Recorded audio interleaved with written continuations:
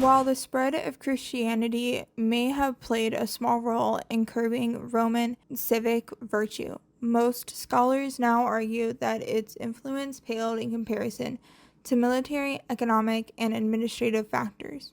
For the next 140 years, children were in power and were often controlled and manipulated by power-hungry generals.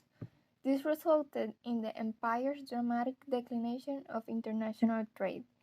During this time, the Vandals under their king Geyserik took over North Africa and cut off the Western Roman Empire from its main source of grain.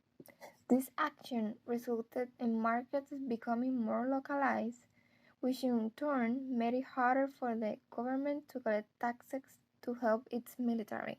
Some historians have suggested that Rome fell because it could not fight a war on more than one front. The country was being invaded first by the Goths, also known as the Germanic tribe, then the Huns, and lastly by the Vandals. The Germanic tribe started to push into the Roman Empire. They did this because they were trying to get away from Attila the Hun because they needed safety and security. In the west, these forces became too strong to resist. Then, in 476 CE, the last emperor, Romulus Augustulus, was deposed at the age of 16. Lastly, the Vandals invaded the Romans by prolonging physical ruin and destruction so complete and indiscriminate, so blematic and wanton atrocity that these barbarians' very name is now known as vandalism. The fall of the Roman Empire started with Diocletian. He created the Tetrarchy that divided the empire between four rulers, two senior emperors and two junior ones. Although this was a good change, it didn't last long after his death in 311 Common Era. His death resulted in a succession of weak rulers who rose to power too quickly and many were assassinated. After Diocletian's death, the rulers went back to fighting each other for control. The ruler who won the war was Constantine. His victory resulted in Christians being able to worship their Christianity. At different times, the Romans persecuted Christians for their belief, but thanks to Constantine the Great, Christianity became the dominant religion of the empire. Once the belief in God became stronger than their belief in their emperor, it weakened the authority and credibility of the emperor. Once this happened, the popes and other church leaders took an increased role in political affairs, further complicating governance. The Western and Eastern empires became separated. The Western Empire spoke Latin and was Roman Catholic. The Eastern Empire spoke Greek and worshipped under the Eastern Orthodox branch of the Christian Church. Over time, the East thrived while the West declined. In fact, after the western part of the Roman Empire fell, the eastern half continued to exist as the Byzantine Empire for hundreds of years. Therefore, the fall of Rome really refers only to the fall of the western half of the empire. Meanwhile, popes and other church leaders took an increased role in political affairs, further complicating governance. The 18th century historian Edward Gibbon was the most famous proponent of this theory, but his take has since been widely criticized.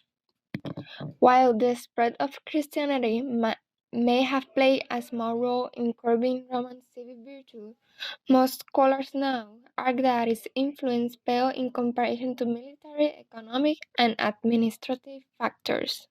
A large part of Augustus' expenditure went to installing the veterans who had fought for him on farms of their own.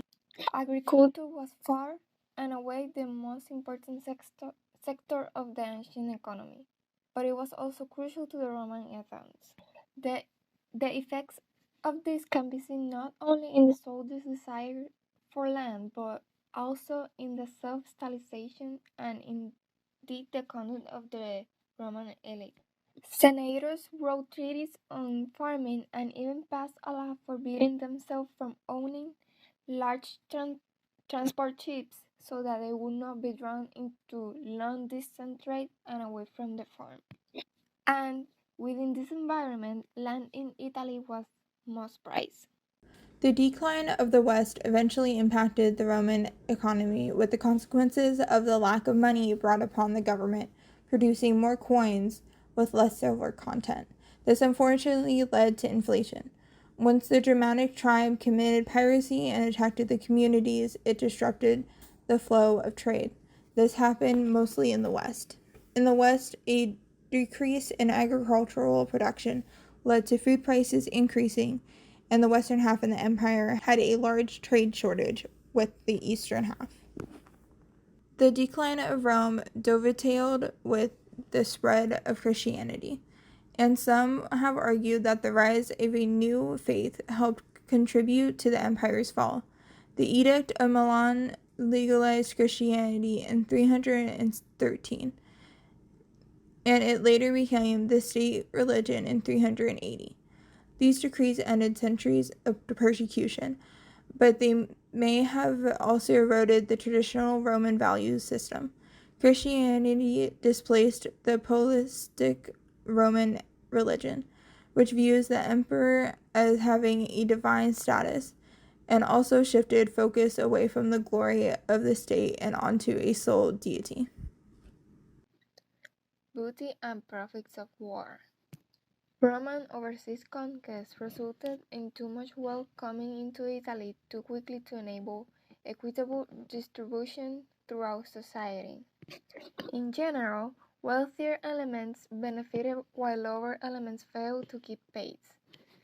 In addition, rising expectation of profits from war led to abuses and illegal behavior by governors and generals in the field. Heightened status of Roman senators. The Roman aristocracy was now recognized as important royal leaders. Senators and wealthy knights engaged in extensive practices of conspicuous consumption, creating palatial townhouses and monumental art villas to demonstrate their high rank in society. Emergence of Rome as an imperial capital. Estimated population of Rome stood at 600,000 by 133 BC. Small farmers, both Roman and Italian, migrated to the capital in search of employment and cultural benefits, even though living conditions remained squalid for all but the wealthiest elements. As late as 200 BC, Rome reportedly only had 2 paved streets in the entire city. With profits of war, Roman magistrates engaged in sustaining building programs to develop the necessary urban infrastructure, roads, granary, docks, aqueducts, etc. Dozens of slaves were imported to engage in artisan labor for the city. Greek language was commonly spoken in the streets, and it's estimated that 60% of the urban population consisted of slaves or people of slave origins.